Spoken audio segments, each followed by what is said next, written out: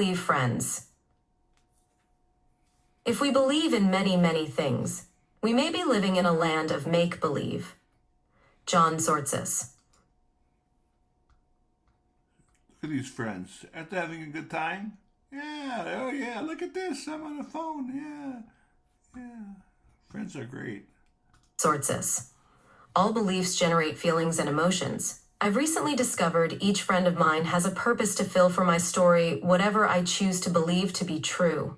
I'm telling my own story, and of the friends I may make along the way, which will either support my story or become an enemy of my story. My story is based on truth and staying in reality, not living in a fantasy land. So likewise, my friends will either support me with keeping this story true or not. My group of anonymous friends also have another caveat, which is staying clean must come first. My beliefs influence me to take proper actions so I may feel clean and serene. As a recovering drug addict, I have a sponsor mentor, as does most everyone else in my group. As recovering drug addicts, we all need to have a sponsor. If we do not, it is our responsibility to tell the addict who does not have a sponsor to get one and use one. This is the program. There is nothing else we must advise another without a sponsor to do. Yes, going to meetings is important. However, we must advise others to go to meetings and ask someone to be their sponsor. This goes along with the story of being in an anonymous program. Go to meetings, get a sponsor, and work the 12 steps. This is our way, our story of being a member of an anonymous program. As members, we are also human beings who have friends within the group. All friends are human beings, and all human beings have different strengths and weaknesses. It's my job to select my friends with care. If I believe I'm better than you at being me, and you're better than me at being you, I will make the decision of who I choose to be my friend, based on who I believe I am, and all the stories or lies I tell myself. See this? These are good friends. Yeah, friends are important, and friends are really necessary to choose properly. Because if you choose improperly and you get a lousy friend, you're going to pay the price. When meeting a new person for the first time, we want to know, what's their story, right?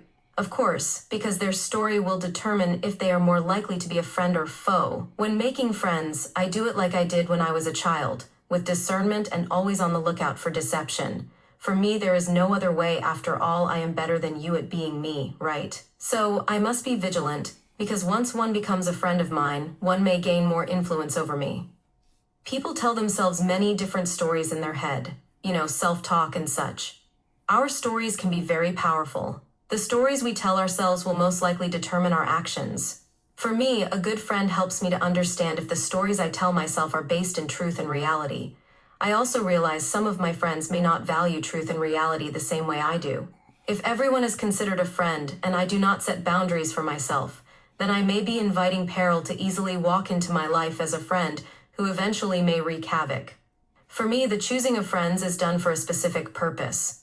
All friends must support my purpose and ultimately help me keep my stories straight and true. If a story is causing conflict in my mind, I will always be able to trace it to someone I allowed to influence me. If this is a friend of mine, then I first pray to God to get them out of my life, and then try limit them from circling around my circle anymore. Hopefully, real quick, their influence will be gone. Selecting friends is this simple. We must stay vigilant, for the enemy may be at the gate. That's right. I like to use a castle as a... See this? See this castle? You better be careful who you allow into your circle, into your inner circle. The enemy may be at the gate. I'm just kidding around.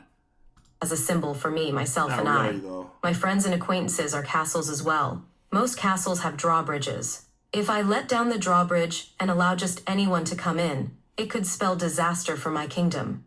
Therefore, it is very important to properly vet others before developing a friendship. With the proper interviewing skills, asking qualifying questions, one may weed out the riffraff, and heartache and headache is less likely to occur. Being able to determine if another person is lying to me is my responsibility. I will give one a hint. The more one becomes more honest with oneself, the easier it is to determine when another is lying to them. If one is dishonest with oneself, then one is more likely to have others deceive them. This means if one has dishonest people around them, the only way to get out is to become a more honest person. See this? One day at a time. I've been living one day at a time for over 30 years.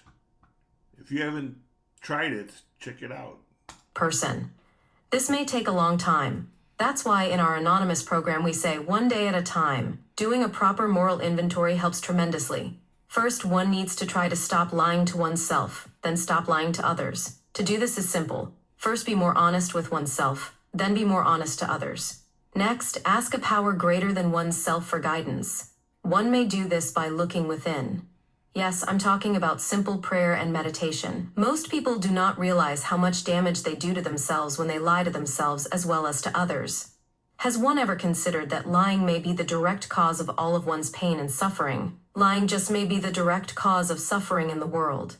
Start becoming a more honest person today, and see what will happen. Is it really this easy? Yes, it truly is. John Tzortzis. Check out my website, www.restoringourworldtoparadise.com, as well as my YouTube channel, Know Thyself Now with John Tzortzis. www.youtube.com/@KnowThyself Now with John Tzortzis. All pics from my paid Canva account.